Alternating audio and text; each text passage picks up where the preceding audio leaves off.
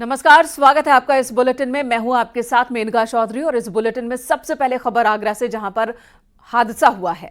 तेज रफ्तार बस ने स्कूली बच्चों को टक्कर मार दी है। हादसे में एक बच्चे की मौके पर ही मौत हो गई, 3 बच्चे घायल हुए हैं। बच्चे की मौत से नाराज लोगों ने बस में तोड़फोड़ की है। सूचना के बाद पुलिस की टीम पहुंची, सभी को शांत कराया। बाहर रोड का ये मामला है। बताया जा रहा है कि छुट्टी के बाद बच्चे साइकिल से घर जा रहे थे, तभी तेज रफ्तार बस ने उन्हें टक्कर मारी है। 2 तस्वीरें आपके सामने। एक बच्चे की इस हादसे में जान चली गई। बस की रफ्तार बहुत ज्यादा थी, जो कंट्रोल नहीं कर पाई और उसके बाद इस बस ने टक्कर मार दी बच्चों को, जो स्कूल से घर लौट रहे थे। साइकिल से जा रहे थे ये बच्चे, जिनमें से एक की मौत हो गई है, 3 बच्चे जख्मी हैं। गुस्साए लोगों ने फिर बस में तोड़फोड़ की है। जैसे ही हादसा हुआ, बस का ड्राइवर फरार हो गया बस छोड़कर। लोगों का गुस्सा बस पर फूटा है।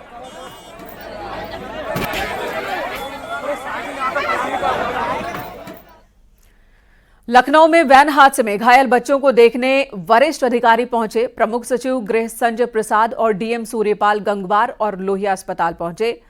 हादसे में घायल बच्चों का हालचाल जाना। अस्पताल में अधिकारियों ने डॉक्टरों से बच्चों के स्वास्थ्य की स्थिति के बारे में जानकारी ली और हर संभव मदद का भरोसा भी दिया है। 4 बच्चों को लोहिया अस्पताल में भर्ती करवाया गया, जबकि 2 बच्चों का मेदांता में इलाज चल रहा है। प्रमुख सचिव संजय प्रसाद मेदांता में भर्ती बच्चों का हाल जानने पहुंचे थे।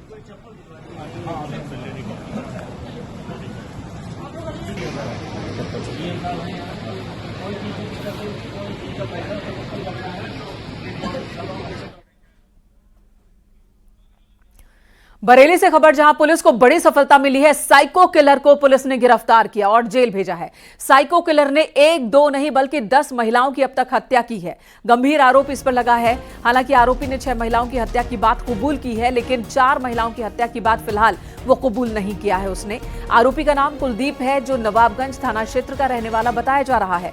पुलिस के मुताबिक सभी महिलाओं की साड़ी से गला घोंटकर उनकी हत्या की गई थी। पुलिस ने शातिर की तलाश में 22 टीमों का गठन किया था। लगभग 1500 सीसीटीवी फुटेज खंगाले गए। इतना ही नहीं, 600 नए सीसीटीवी कैमरे भी लगाए गए। और तो और किसानों के रूप में पुलिस को जगह जगह तैनाती की गई थी। बॉडी वॉर्न कैमरे और खुफिया कैमरों से भी पुलिस इसकी तलाश कर रही थी। आपको बता दें, पुलिस ने 3 संदिग्धों के स्केच जारी किए थे। दरअसल शाही शीशगंज फतेहगंज पश्चिमी थाना क्षेत्र में अब तक 10 महिलाओं की एक ही पैटर्न पर हत्या हुई और पुलिस लगातार इसकी तलाश में थी, लेकिन कामयाबी नहीं मिल रही थी। अब जाकर कामयाबी मिली है, लेकिन फिलहाल इस शख्स का कहना है कि इसने 6 महिलाओं की हत्या की है। क्या 4 महिलाओं की हत्या भी इसने की या फिर उसी पैटर्न पर किसी और ने इन 4 महिलाओं की हत्या की, ये भी सवाल है। ये जब एश्योर हो जाता है कि उस खेत में एक ही महिला है, तब ये उस खेत की तरफ बढ़ता था। कुछ घंटों में उनको बड़े अच्छे तरीके से बातचीत करके ये अपना थोड़ा 10-20-30 मिनट के अंदर खेत में लेके गया और इसने फिर उसके ऊपर अटैक कर दिया और वो घटना अटैक कर दी। हरदोई में बीजेपी नेता के घर हुई लूट मामले में एसपी ने 7 सिपाहियों को सस्पेंड किया है। लापरवाही के आरोप में 7 सिपाही सस्पेंड किए गए। दरअसल घर के बाहर सिपाही ड्यूटी पर तैनात थे, क्योंकि उस नेता को सुरक्षा हासिल थी। ये 7 सिपाही ड्यूटी पर थे और घर के अंदर लूट की वारदात हो गई। बदमाशों ने गन की नोक पर लूट की वारदात को अंजाम दिया था। सिपाहियों को लूट की भनक तक नहीं लगी। हालांकि पहले पुलिस इस मामले पर पर्दा डालने की कोशिश करती रही। न्यूज 18 पर खबर दिखाए जाने के बाद अब कार्रवाई हुई है। मामला सुरसा थाना क्षेत्र के मालिहा मऊ का है। मंगलवार रात 4 नकाबपोश बदमाशों ने बीजेपी नेता के बेटे को बंधक बनाया था और गहने और कैश लूटकर भाग गए थे।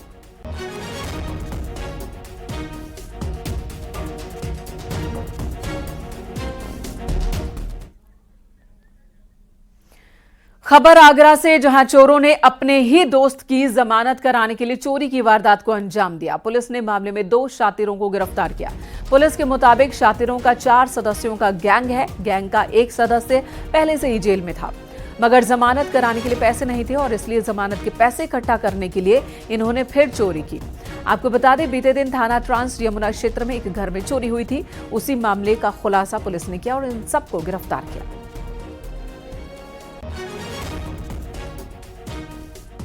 एक बंद मकान में 2 युवकों द्वारा चोरी की घटना को कारित किया गया। इसमें से एक युवक का नाम जिशान है और एक का नाम रवि है। पूछताछ में इन्होंने बताया कि रवि का जो भाई है वो चोरी के मामले में जेल जा चुका है, तो उसकी जमानत के लिए इनके पास पैसे की कमी हो रही थी। इस संबंध में इन दोनों ने रेकी कर एक मकान को चिन्हित किया और चिन्हित करके रात में उस मकान के अंदर इन्होंने चोरी करी। उससे कुछ आभूषण चोरी कर उसका पैसा से उसकी जमानत कराना चाहते थे, लेकिन उससे पहले ही थाना पुलिस ट्रांसजमुना द्वारा इन दोनों को गिरफ्तार कर लिया गया। कुशीनगर से बड़ी खबर, जहां पर 50 ग्राम रेडियो एक्टिव पदार्थ बरामद हुआ। 850 करोड़ रुपए इसकी कीमत बताई जा रही है। तस्कर के पास से बिहार पुलिस ने यह बरामदगी की है। ब्रेन कैंसर के इलाज में इसका इस्तेमाल होता है, न्यूक्लियर प्लांट में भी इसका इस्तेमाल होता है। कुशीनगर का रहने वाला है यह तस्कर छोटेलाल प्रसाद। बिहार की गोपालगंज पुलिस ने इसे गिरफ्तार किया है। अशोक शुक्ला हमारे सहयोगी ज्यादा जानकारी के साथ कुशीनगर से हमारे साथ जुड़ चुके हैं। अशोक, बताएं इस शख्स के बारे में, कहां से इसने तस्करी का ये सामान इकट्ठा किया था और कैसे इसकी भनक लगी?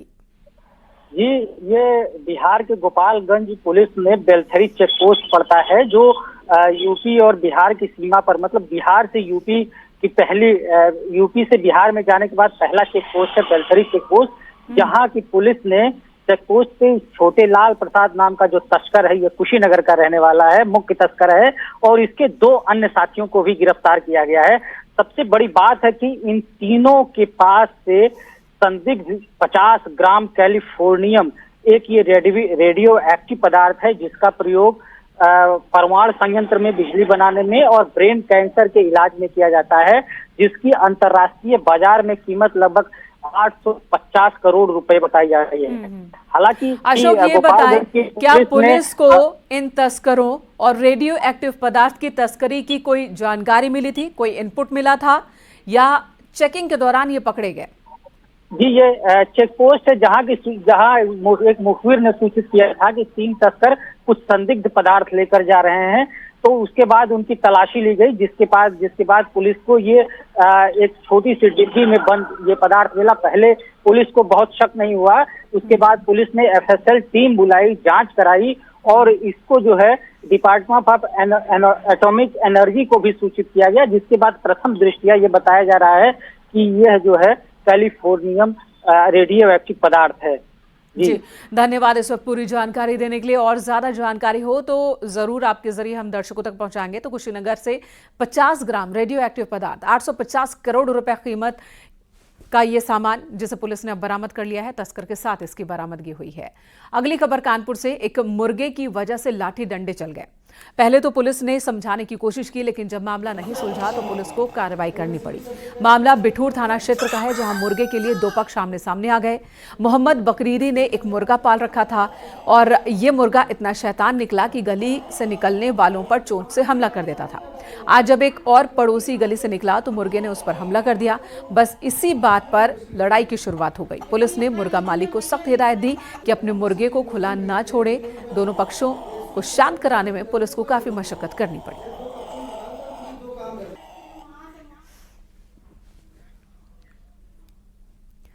और अगली खबर बरेली से, जहां एक पिता ने अपनी बेटी की गला घोंटकर हत्या कर दी और इसके बाद थाने जाकर सरेंडर कर दिया। इसके बाद पुलिस ने शव को कब्जे में लिया और पोस्टमार्टम के लिए भेजा। दरअसल युवती लव मैरिज करना चाहती थी। मामला सीबीगंज थाना क्षेत्र का है। जो मृतका है, इसका विवाह भमौरा थाने के अंतर्गत अभी करीब 4 से 6 महीने पहले इनके पिता के द्वारा तय किया गया था। उस विवाह से मृतका संतुष्ट नहीं थी। वो अपने जो अभियुक्त बुरा है उसके साथ विवाह करने को तैयार थी, जबकि पिता इस रिश्ते से इनकार करते थे। इसी बात को लेकर दोनों में आपस में वैचारिक मतभेद लगातार बने हुए थे।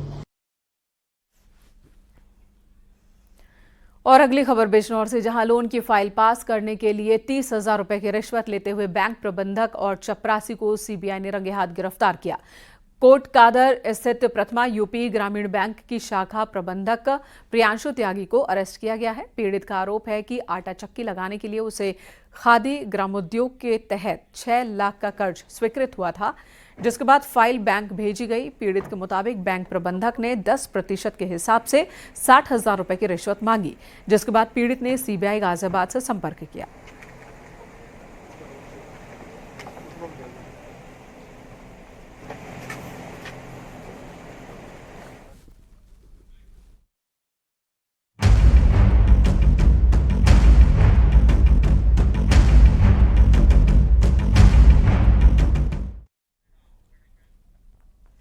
खबर बांदा से, जहां रानी दुर्गावती मेडिकल कॉलेज के एमबीबीएस स्टूडेंट का शव किराए के मकान में फंदे से लटका मिला। छात्र ने खुदकुशी से पहले कप प्लेट तोड़ डाले। सूचना पर पहुंची पुलिस ने शव को कब्जे में लेकर कार्रवाई की है। मृतक का नाम रोहन है, जो मेरठ का रहने वाला है।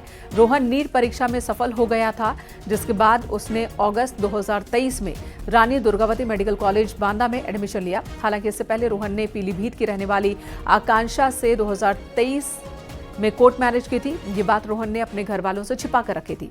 रोहन के बांदा में एडमिशन लेने के बाद आकांक्षा भी बांदा आ गई।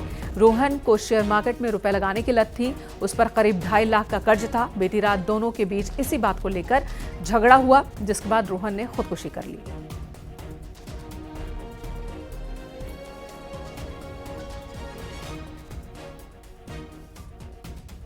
सूचना मिली कि एक छात्र का शव उसके घर में पड़ा हुआ है। इस सूचना पर तत्काल पुलिस मौके पर पहुंची। स्थानीय शव को कब्जे में लेकर उसका पंचायतनामा पोस्टमार्टम की कार्रवाई कराई जा रही है। मृतक लड़का, जिसका नाम रोहन कुमार था, उम्र करीब 25 वर्ष थी, एमबीबीएस प्रथम वर्ष का छात्र था। इसके माता पिता आ गए हैं और पोस्टमार्टम के बाद शव लेकर गए हैं। उन्होंने एक तहरीर दी है, जिसमें एक लड़के और एक लड़की जो मेडिकल स्टूडेंट हैं, एक पैरामेडिकल स्टूडेंट है, उसके ऊपर आरोप लगाया है। सारे मामलों की जांच की जा रही है। खबर कानपुर से। बिल्हौर इंटर कॉलेज में 3 छात्राएं हिजाब पहनकर कॉलेज पहुंची, जिसके बाद टीचर ने तीनों को क्लास में बैठने से रोक दिया। ड्रेस में आने को कहा गया। इस पर छात्राओं का आरोप है कि छात्राओं ने इसका विरोध किया और हिजाब में ही कॉलेज आने की बात कही। छात्राओं पर आरोप है कि छात्राओं ने कहा कि नाम काटना हो तो काट दो, हम हिजाब में ही आएंगे। कानपुर के बिल्हौर इंटर कॉलेज का ये मामला है, जिसके बाद छात्राओं के परिजन कॉलेज पहुंचे। टीचर ने परिजनों को समझाया कि ड्रेस कोड में ही आना होगा, जिसके बाद छात्राएं नॉर्मल ड्रेस कोड में आने लगी। तो हिजाब को लेकर एक बार फिर बवाल, लेकिन इस बार बवाल हुआ है उत्तर प्रदेश के जिले में, कानपुर में, जहां पर बिल्हौर इंटर कॉलेज का मामला है। 3 छात्राएं हिजाब में जब आईं तो क्लास की टीचर ने उन्हें क्लासरूम में ड्रेस कोड में आने को कहा, जिसके बाद बवाल हुआ। स्टूडेंट्स के पेरेंट्स भी आए। प्रिंसिपल ने समझाया कि जो ड्रेस कोड पहले से लागू है उन्हीं में आना होगा बच्चों को, नया ड्रेस कोड, नया नियम नहीं बनेगा। जिसके बाद छात्राएं नॉर्मल ड्रेस में आने को तैयार हो गई।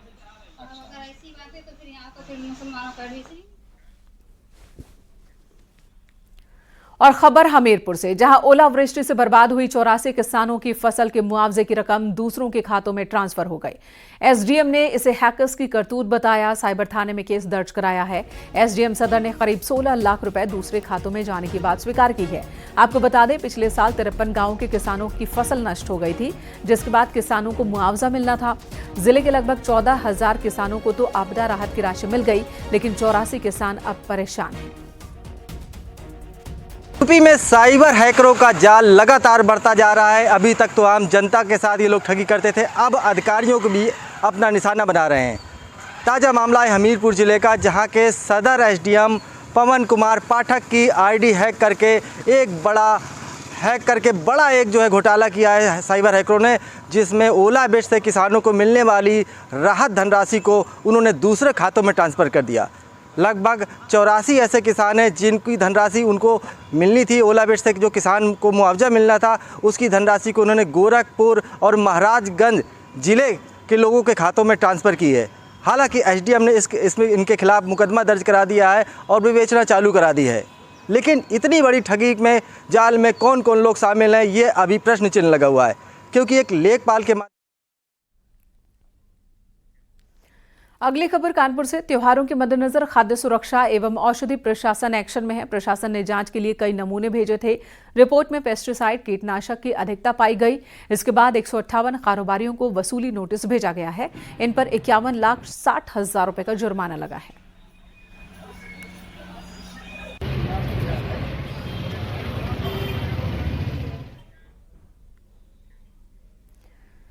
वाराणसी में गंगा उफान पर है। गंगा खतरे के निशान के पास बह रही है। काशी में वरुणा नदी भी उफान पर है।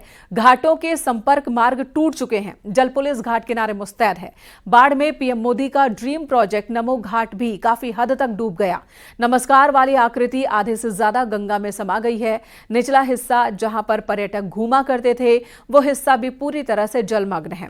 गंगा के जलस्तर में बढ़ोतरी हो रही है। घाटों की सीढ़ियां डूब चुकी हैं और इसकी वजह से मणिकर्णिका, हरिश्चंद्र घाट पर शवदा और दशाश्वमेध घाट की गंगा आरती का स्थान बदल दिया गया है। शवदा छत के ऊपर हो रहा है तो वहीं गंगा आरती भी तय जगह से अलग होती है।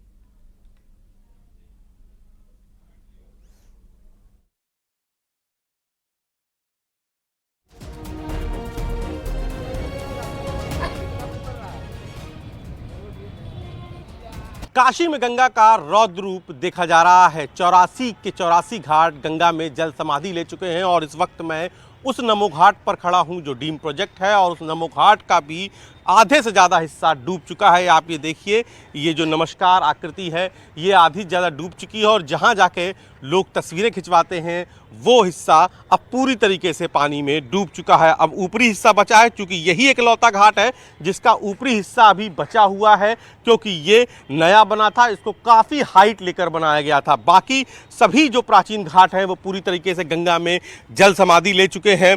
खतरे के निशान के बेहद करीब इस वक्त गंगा बह रही है। चेतावनी बिंदु को पार कर गई है। 70.26 मीटर जो चेतावनी बिंदु है उसके ऊपर गंगा इस वक्त 70.86 मीटर पर बह रही है, यानी कि बिल्कुल अब खतरे के निशान के ऊपर। और जिस तरीके से खतरे के निशान के करीब गंगा बह रही है, अगर उसने खतरे के निशान को पार किया तो काफ़ी हिस्से आबादी के भी जलमग्न हो जाएंगे। फिलहाल गंगा में बढ़ाव के कारण जो उसकी सहायक नदियाँ हैं वरुणा और 80, उस पर भी जो हलचल तेज हुई। वरुणा से सटा हुआ जो आबादी का इलाका है वो काफ़ी डूब गया है और वहाँ पर लोगों ने अपना सामान समेटना शुरू कर दिया है। मणिकर्णिका घाट पर छतों में शवदाह हो रहा है, गलियों में नाव चल रही है, तो हरिश्चंद्र घाट में गलियों में शवदाह हो रहा है। दशाश्वमेध घाट की आरती का स्थान एक बार फिर बदलना पड़ा और जो ऊंची वाली छत है वहाँ से अब गंगा में आरती हो रही है। तो फिलहाल काशी में गंगा का रौद्र रूप जारी है और अब बिल्कुल खतरे के निशान के बेहद करीब गंगा बह रही है। कैमरा पंकज सिन्हा के साथ उपेंद्र द्विवेदी, न्यूज़ 18 वाराणसी। चित्रकूट में लगातार 2 दिनों से हो रही बारिश के कारण बरदाहा नदी उफान पर है। बाढ़ की वजह से आधा दर्जन गांव का आवागमन पूरी तरह से ठप हो गया है। अचानक नदी का जलस्तर बढ़ने से लोग पानी में फंसे हैं। नदी का जलस्तर बढ़ने की वजह से आवागमन पूरी तरह से ठप हो चुका है। मैडम है, बीमार है, इनको हॉस्पिटल ले जाना है, ना उधर पन्ना साइड से जो है उतारे नदी, ना इधर से उतारे। अब बताइए ले जाए तो ले जाए, कहाँ ले जाए? बड़ी आफत में पड़ा हूँ, कुछ समझ में नहीं आता, बड़ी मुसीबत हूँ, क्या बताऊँ। अब वहाँ पहुँच नहीं पा रहे, नदी बाढ़ी है, स्कूल तो यहाँ है नहीं, वो पढ़ रहे हैं मानिकपुर में, वहाँ रह रहे हैं। तबीयत खराब होने के बाद कहाँ जाते हैं आप लोग? अब कहाँ जाएंगे? यहाँ से अब जब कोई जाए वो है ही नहीं है, जाएंगे तो डिभौरा जाएंगे, डिभौरा जाओ, कोई काम है नहीं। और आश्रमों को अपनी आगोश में ले लिया है। प्रयागराज में ड्रोन कैमरे से तस्वीर के पूरे परिसर में पानी दाखिल हो चुका है। जिस सड़क पर गाड़ियां फराटा भरती थी वहां कई फीट तक पड़ा है।